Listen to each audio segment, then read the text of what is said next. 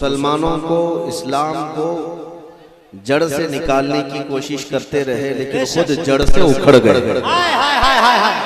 इस्लाम था, इस्लाम है और इस्लाम रहेगा। अस्सलाम वालेकुम नाज़रीन, हम आपका अपने चैनल IZ इस्लामिक नेटवर्क में खुशामदीद कहते हैं।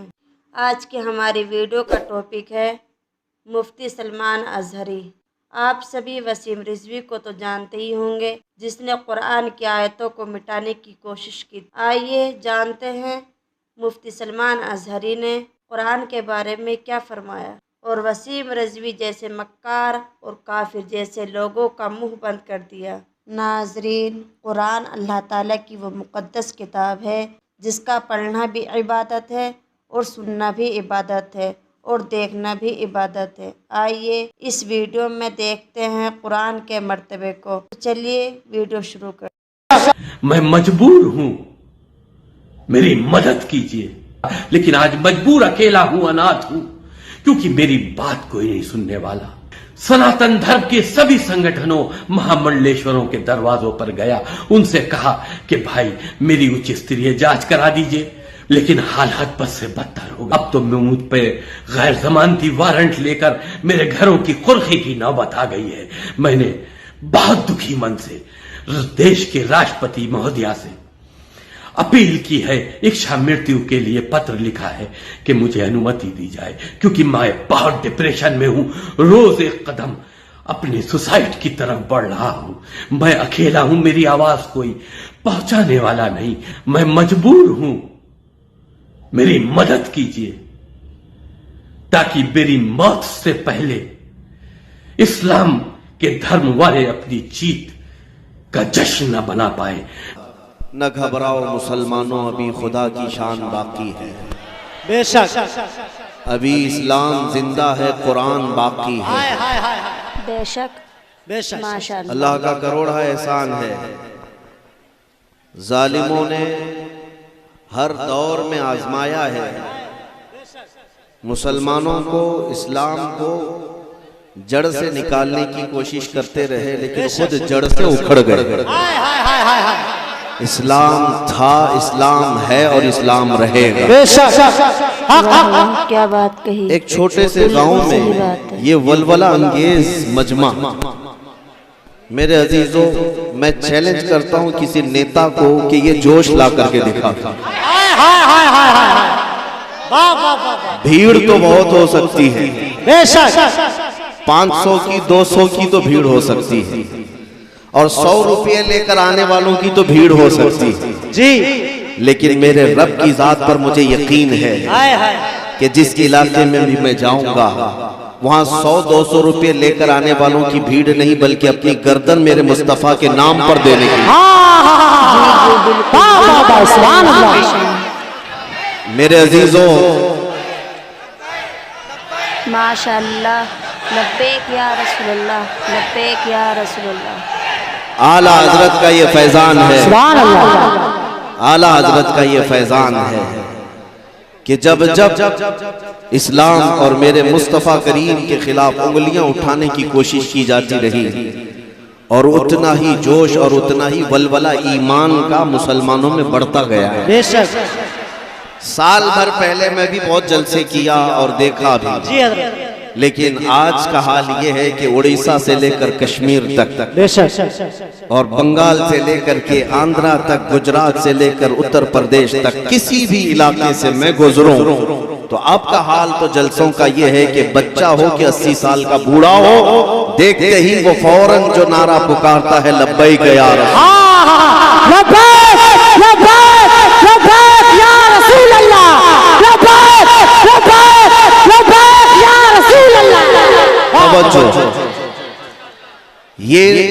ये नारा आया है। और फिर मैं ये बात भी कह करके जाता हूँ इस मिंबर पर, अल्लाह ने अगर किसी को 100 साल की जिंदगी दी तो 100 साल तक जिंदा रहने के बाद भी देख लेना, इस नारे में कोई कमजोरी नहीं आई, इसी तरह जिंदा रहेगा। इसलिए कि उन जालिमों को मैं कहता हूँ, तुमने वो चिंगारी को भड़काया जो हमारी जान से ज्यादा अजीज। हाँ, हमारे हर चीज को छीना तो जा सकता है, इश्क़ मुस्तफा पर कोई हमला बर्दाश्त नहीं। हमारे साथ आपको मैं तारीख बताऊं, बगदाद को 5 मरतबा उजाड़ा गया है। 5 मरतबा ऐसा तबाह किया गया कि मुसलमानों के खून से दरियाए दजला लाल हो गया था। अल्लाह अकबर, अल्लाह। ट्यूनिस को, मिस्र को, लीबिया को, मराकश को इतनी मरतबा उजाड़ा गया, पूरा कत्ल गारत फिलिस्तीन में खून बहाया गया है जी। इराक का हाल आज भी यही है, शाम, यमन सब तोड़ करके तबाह कर दिए गए। हर सदी में, हर जमाने में मुसलमानों के जनाजों से जमीन गवाह है। बेशक। लेकिन मैं आपको एक बात बता देता हूं, तारीख के बाब में लाखों कत्ल तो लिखे होंगे। बगदाद में हलाकू के जमाने में मुसलमानों की खोपड़ियों से एक मीनार बना दिया गया था, मीनार तामीर किया था। जुल्म इतना कर लिया इन लोगों ने, दुनिया ने। और ये जो मॉब लिंचिंग कहते हो, ये आज की नहीं, मक्का वाले भी यही करते थे जी। बिलाल हबशी को पकड़कर मॉब लिंचिंग ही तो होती थी। बेशक। कूफा वाले भी मॉब लिंचिंग करते थे। जी जी जी। हर जमाने में होता रहा।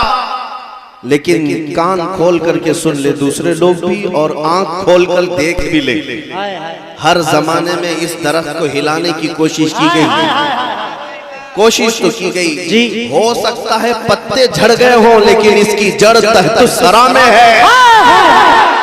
इस्लाम उस दरख्त का नाम है जिसकी जड़ें तहत सरा में और उसकी शाखें औजे सुरैया पर। इस्लाम तेरी नब्ज न डूबेगी हश्र तक, तेरी रगों में रवां खून है 4 यार का। माशाअल्लाह, आज जो दुनिया मेरे हम नबी सब की तरफ टारगेट बनाकर देख रही है, उसकी कोई तो वजह होगी, कोई तो वजह होगी। एक जमाना ऐसा था कि इटली, डेनमार्क और यूरोप के बड़े बड़े बादशाहों के बेटे उलमाए इस्लाम के पास पढ़ने के लिए आते थे और फख्र करते थे कि हमने उलमा के पास तालीम हासिल की। गैर मुस्लिमों की बात कर रहा हूं। और आज तुम अमेरिका और यूरोप जाकर के फख्र करते हो। दौर इतना क्यों बदल गया, जमाना ऐसा क्यों हो गया? कोई तो वजह है मेरे अजीजों। वो कौन सी ताकत थी जिसको लेकर 313 निहत्ते बदर में उतरे थे, लेकिन 1000 से ज्यादा फौज पर भारी नजर आते थे? वो कौन सी ताकत थी जो कैसर और किसरा को धूल चटा दिया था? वो कौन सी ताकत थी जो सलाहुद्दीन को फातिह बैतुल मुकद्दस बनाया था? वो कौन सी ताकत थी जो खालिद बिन वलीद को 125 जंगों में नॉन आउट बगैर किसी शिकस्त के फतह अता किया था? कौन सी ताकत थी? कोई तो ताकत थी जिसको आज हम खोए हुए हैं। कुरान कहता है अन्नबिय्यु औला बिल मुमिनीन मिन अनफुसिहिम। वो ताकत ये थी कि नबी मोमिनों से उनकी जान से ज्यादा करीब हैं, और मोमिन जब तक ये एहसास रखेंगे कि हमारा सब कुछ हमारा नबी है, उस वक्त वो ताकत हमारी वापस आ जाएगी। और तुम बरेली के बहुत करीब रहते हो तो बरेली का मैसेज तो सुनो। बरेली वाले ने ये मैसेज दिया था, दहन में जुबान तुम्हारे लिए, या रसूल अल्लाह, दहन में जुबान तुम्हारे लिए, बदन में है जान तुम्हारे लिए। हम आए यहाँ तुम्हारे लिए, या रसूल अल्लाह, उठे भी वहाँ तुम्हारे लिए। हमारा सब कुछ रसूलुल्लाह के लिए है। ये तो 100 साल पहले आला हजरत ने हमें मैसेज दिया था। 100 साल के बाद हमारी आंखों ने उनके एक जानशीन को देखा, ताजु शरिया की शक्ल। आपने तो देखा होगा, करीब रहते हैं। ताजु शरिया ने 100 साल के बाद भी हमें यही मैसेज दिया, जिंदगी ये नहीं है किसी की किसी के लिए, जिंदगी ये नहीं है किसी की किसी के लिए, जिंदगी है नबी की नबी के लिए। बेशक ना समझ मरते हैं जिंदगी के लिए, अरे जीना मरना है सब कुछ नबी की। माशाअल्लाह, जिस दिन तुम्हारा ये एहसास जीना हो मरना जाएगा, मैं है सब जीऊंगा कुछ मेरे मुस्तफा नबी के लिए, फिर तुम्हारी सारी इज्जतें वापस आएंगी। कुरान पर तुम्हारा यकीन है या नहीं? बताओ।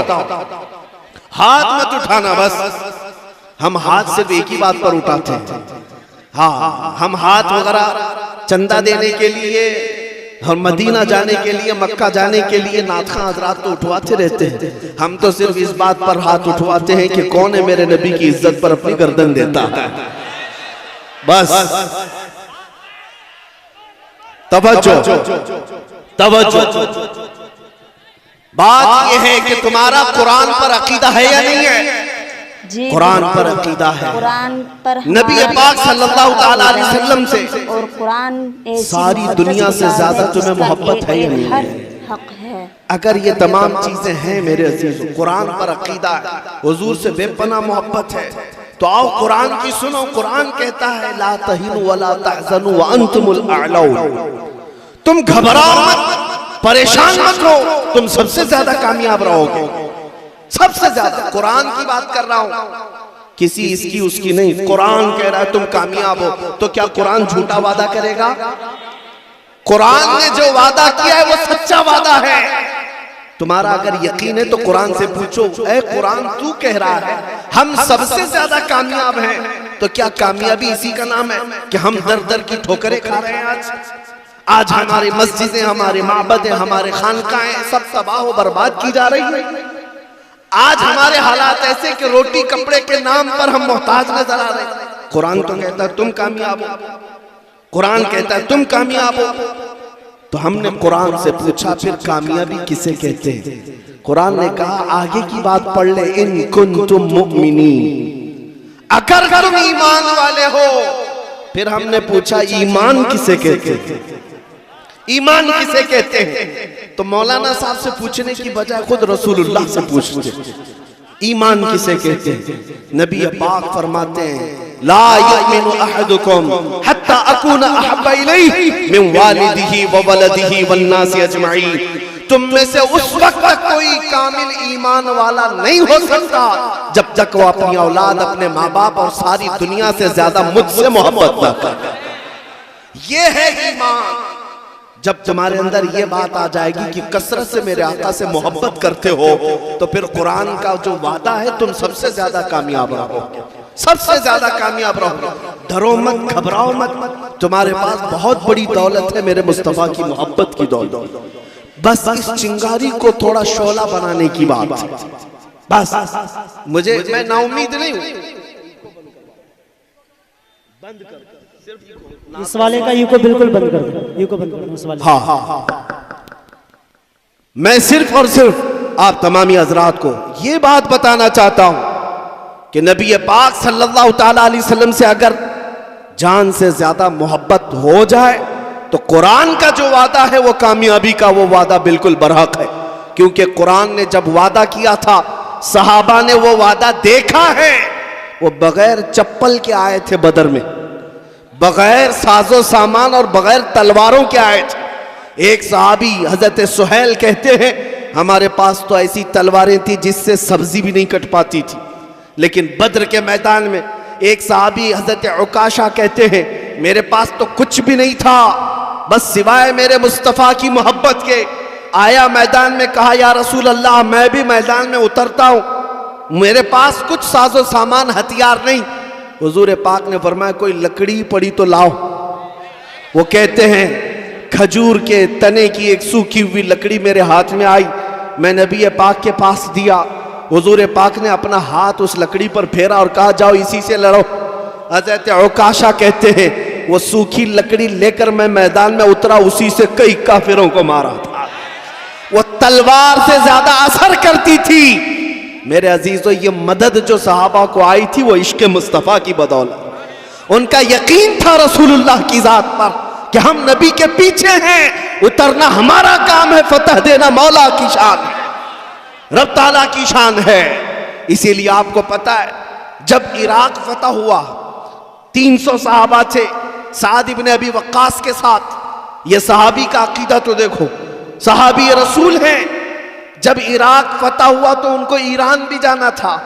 इराक और ईरान के बीच में दरियाए दजला है, क्रॉस करने के लिए कोई ब्रिज नहीं।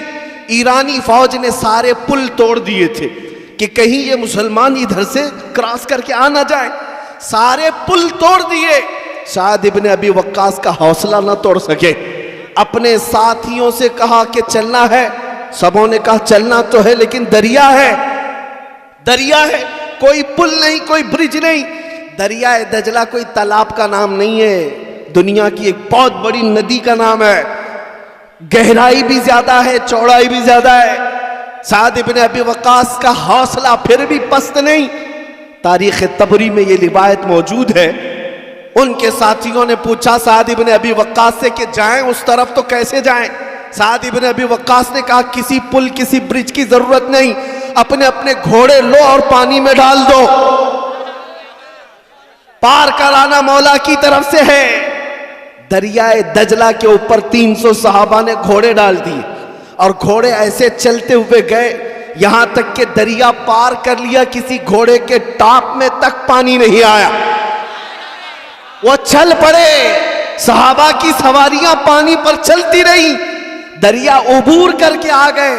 ईरान की तारीख में ये लिखा हुआ है, उन्होंने देख करके कहा था ये तो आने वाले इंसान नहीं जिन्नात नजर आते हैं। दुनिया हैरान है, इसीलिए शायर ने कहा था दीवान गाने इश्क़ मोहम्मद को देखकर घबरा गई है गर्दिशे दौरा कभी कभी, घबरा गई है गर्दिशे दौरा कभी कभी। ये मेरे मुस्तफ़ा करीम के गुलामों के हाल थे। अगर वो पानी पर घोड़े डाल दे, मौला उस पर खुश्की जैसा रास्ता पैदा करता है। तुम्हें पता है उमर इब्ने खत्ताब रज़ी अल्लाह ताला अन्हु का जमाना है। ये वही उमर इब्ने खत्ताब है जो कहते हैं बचपन में मैं 2 बकरियां नहीं संभाल पाता था, मेरे बाप मुझे मारा करते थे, घोंसे खाता था। लेकिन एक वक्त ऐसा आया मिस्र में जब इस्लामी हुकूमत आई, वहां एक बुरी रस्म, एक बुरा रिवाज चलता था। अम्र बिन आस जो गवर्नर थे मिस्र के, उन्होंने देखा दरियाए नील जो मिस्र में बहता है साल में एक मरतबा सूख जाता था, तो मिस्र के लोग एक 16-17 साल की हसीन लड़की को सजा करके संवार करके उस दरिया के भेंट चढ़ा देते थे, बलि चढ़ाते थे। उसका खून जब दरिया में डालते तो फिर दरियाए नील लबालब भर जाता था। यह उनकी बुरी रस्म, उनका बुरा रिवाज हर साल चलता था। जब इस्लाम वहां पर आया, लोगों ने अम्र बिन आस से कहा कि हमें एक लड़की ज़बह करके डालनी पड़ेगी, नहीं तो पानी ऊपर नहीं आएगा। अम्र बिन आस ने कहा मैं इसकी तो इजाजत नहीं दे सकता, इस्लाम इसके खिलाफ है। लेकिन आपने जब देखा कि हकीकत में पानी सूखने लग गया, दरियाए नील सूखने लग गया और नीचे चला गया, वो घबरा गए। क्या ये रस्म और रिवाज को जारी रखना पड़ेगा? क्या ये दरिया को बहाने के लिए, पानी को उछाल लाने के लिए ये बुरी रस्म को जिंदा रखना पड़ेगा? इसी कश्मकश में अम्र बिन आस ने खत लिखा मदीने में उमर इब्ने खत्ताब को रज़ी अल्लाह ताला अन्हु। अमीरुल मोमिनीन उमर इब्ने खत्ताब के पास जब खत आया, सुनो ऐ मुसलमानों, जो ये कहता है मेरे मुस्तफ़ा की गुलामी में नफा क्या है, हुजूर की वफादारी में फायदा क्या है, कान खोलकर सुन ले, फायदा मैं बताता हूं। उमर इब्ने खत्ताब उसके बाद जवाब में एक खत अम्र बिन आस को लिखते हैं जो मिस्र के गवर्नर थे, और दूसरा खत दरियाए नील के नाम पे लिखते। आज तक सुना है कभी किसी ने दरिया को भी खत लिख के कहा हो, पानी को खत लिखा हो किसी ने? ये सिर्फ मोहम्मद अरबी के गुलामों का राज है, राज है। खत अम्र बिन आस को लिखा, कहा तुमने जो किया बिल्कुल सही किया, तुम अपनी उस बात पर कायम रहो, और एक खत मैं तुम्हें भेज रहा हूं, ये दरियाए नील में दे देना। दरियाए नील को क्या खत लिखा था? खत लिखा बिस्मिल्लाहिर्रहमानिर्रहीम, ऐ दरियाए नील, अगर तू अल्लाह के हुक्म से चलता है तो उमर इब्ने खत्ताब अल्लाह का बंदा हुक्म देता है कि जारी हो जा, और अगर अल्लाह के हुक्म से नहीं चलता तो हमें तेरे पानी की कोई जरूरत नहीं। ये खत लिखा और भेजा। हजरत अम्र बिन आस के पास जब उमर इब्ने खत्ताब का खत आया, जब दोनों खत आए, अपना खत रख लिया, दरियाए नील का खत ले जाकर दरियाए नील में डाला। तारीख में मौजूद है, अचानक जोश आया पानी में और 16 गज ऊपर दरियाए नील का पानी बहने लगा। और उतना ही नहीं, 1400 साल गुजर गए, आज भी दरियाए नील लबालब भरा नजर आता है। ये कहना ये चाहता हूं, तुम पूछते हो मोहम्मद अरबी के गुलामी में मिलता क्या है? एक बार हुजूर की वफादारी करके तो देख लो। दुनिया तो दुनिया है, पानी पर भी मौला तुम्हारा राज कायम फरमाए। सुभान अल्लाह, नारे तकबीर, नारे रिसालत, असमते रसूल अकरम, वक़ारे रसूल अकरम। सुभान। जब तक बिके न थे तो कोई पूछता न था, जब तक बिके न थे तो कोई पूछता न था, या रसूल अल्लाह तुमने खरीद कर हमें अनमोल। बिक करके तो देखो है जवान, बहुत अच्छे बिक करके तो देखो। मेरा ये पैगाम है हर नौजवान को, काश हमारे मजमे से, हमारे मोहल्लों से, हमारी बस्तियों से चंद नौजवान ऐसे खड़े हो जाएं जो अहद कर लें। जितने जोश में तुम नारा लगाते हो, जितने जोश में तुम नारा लगाते हो, काश इतना जोश तुम्हारे ईमान में आ जाए, इतना जोश मेरे मुस्तफा की मोहब्बत में आ जाए, और ये अहद कर लो कि मैं दुनिया को ये बताऊंगा कि नबी पाक सल्लल्लाहु तआला अलैहि वसल्लम की मोहब्बत की बात करते हो। आज से मैं जिंदगी जीऊंगा तो मेरे मुस्तफा के अखलाक में जीऊंगा। जिस दिन ये नौजवानों तय कर लो तो फिर बाजार नबी में बिकने की बात, शायर ने कहा है, बेदाम ही बिक जाइए बाजार नबी में, बेदाम ही बिक जाइए बाजार नबी में। इस शान के सौदे में खसारे नहीं होते, ये नाज ये अंदाज हमारे नहीं होते, झोली में अगर टुकड़े तुम्हारे नहीं होते, जब तक के मदीने से इशारे नहीं होते, रोशन मेरी किस्मत के सितारे नहीं होते। एक दिन तुम भी ऐलान करोगे, तुम्हें भी वो इज्जतें देखनी होंगी। जो कुछ भी इज्जत हमें मिलती है वो मेरे मुस्तफा के कदमों से मिलती है। आज का मेरा मैसेज यही है, यही मेरा मैसेज है जो आला हजरत ने 100 साल पहले कहा था। कान खोलकर सुनो, 100 साल पहले कहा था। वो मैसेज क्या है? आज ले उनकी पनाह, आज मदद मांग उनसे, आज ले उनकी पनाह, आज मदद मांग उनसे, कल न मानेंगे कयामत में अगर मान गया। बस इसी पर जिंदा रहो कि हमें जीना है मेरे मुस्तफा के अखलाक में जीना है, और हुजूर पाक के अखलाक को जिंदा करके दिखाना है। आज मैं यही कहकर जाऊंगा, ऐ नौजवानों, जिंदगी बहुत कम है। हालात जिस तरह के यहाँ पर है, इसका एक ही हल है, एक ही हल है। जो हालात बिगड़ते जा रहे हैं, सख्त से सख्त होते जा रहे हैं, उसका एक ही हल है। तुम आज इस टेंशन में हो कि हमारी मस्जिदों का क्या होगा, हमारे मदरसों का क्या होगा, हमारी अजानों का क्या होगा, हमारी टोपियों दाढ़ियों का क्या होगा। तुम इसी टेंशन में हो। और लोग ये कहते हैं बच्चियों का हिजाब, औरतों के नकाब, ये शरीयत के मसाइल, हर दिन नई नई खबरें। इसका हल क्या है? इन सब मसाइल का हल मैं एक ही बात में बताता हूं, एक ही बात, कि मोहम्मद से वफा तूने, कि मोहम्मद से वफा तूने तो हम तेरे हैं। ये जहां चीज है क्या लौहो कलम तेरे। सुभान अल्लाह, बेशक सारे मसाइल का हल एक है, सारे मसाइल का हल एक है। इसलिए कि दुनिया जान रही है कि ये फीके हैं, अंदर से खोखले हैं, अंदर से खाली हैं। अगर ये अपने नबी से मोहब्बत करते हैं तो इनको इनके नबी की सीरत क्यों नहीं मालूम? एक पंडित ने, और वो प्रोफेसर भी है, उन्होंने मेरे सामने बैठ करके कहा, मौलाना आपकी बातें बड़ी बड़ी ठीक है, इश्क और मोहब्बत की आप जो बात कर रहे हैं, आपकी कौम से पूछें कितने लोग हैं जो आपके नबी की सीरत पढ़े हुए हैं, कौन कौन है जो उनके औलाद, उनके खानदान और उनकी जिंदगी को जानता है, कितने हैं जो उनकी मक्का की जिंदगी, मदीने की जिंदगी को जानते हैं।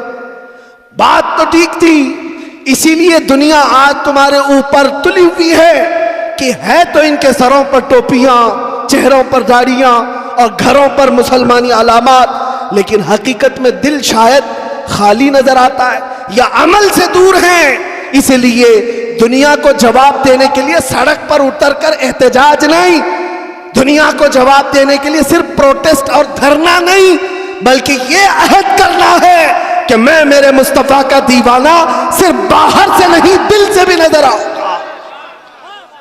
मैं अपनी सारी चीजें कुर्बान करता हूं, जो मेरे नबी को नापसंद है उस चीज को मैं नहीं करता। क्या ऐ नौजवानों, हुजूर की मोहब्बत पर फिदा होकर नारे तो लगाते हो, सुबह गाने सुनते हुए उठते हो, रात को गाने सुनते हुए सोते हो। क्या ये मोहब्बत का तकाजा है? क्या ये मोहब्बत का तकाजा है? चौराहे पर खड़े होकर अगर तुम्हारी आंखें बहकती हैं और अजनबी लड़कियों के पर्दे को चाक करती हैं, तो क्या ये मेरे मुस्तफा की गुलामी का तकाजा है? शर्म आ जाएगी। तुम्हारी निस्बत अगर मेरे मुस्तफा से है तो तुम्हारी आंखें इतनी महफूज हो जाएं कि अहरे गहरे को ना देखे, बल्कि आंखें संभाल कर रखे। मैं आंखें इसलिए संभाला हूं कि देखना है तो मुझे ताजदारे कायनात को देखना है, सबसे हसीन चेहरे को देखना है। आंखें बचाओ, अपने अखलाक बचाओ, अपना ईमान बचाओ। बस इस बात पर मैं अपनी गुफ्तगू खत्म करता हूं। उन्हें जाना, उन्हें माना, न रखा गैर से काम। उन्हें जाना, उन्हें माना, न रखा गैर से काम। लिल्लाहिल हम्द, मैं दुनिया से मुसलमान गया। ऐ नौजवानों उठो, कुव्वते इश्क से हर पस्त को बाला कर दो। कुव्वते इश्क से हर पस्त को बाला कर दो। दहर में नामे मोहम्मद से उजाला कर दो। वाखिर दावाना अल्हम्दुलिल्लाह। माशाअल्लाह, माशाअल्लाह। मुफ्ती साहब का ये बयान सुनकर ईमान ताज़ा हो गया। दोस्तों, जिस किसी ने अभी तक हमारे चैनल को सब्सक्राइब नहीं किया, वो हमारे चैनल को सब्सक्राइब करे और बेल आइकन को प्रेस करे, ताकि हम आपके लिए ऐसी अच्छी वीडियो लाते रहें।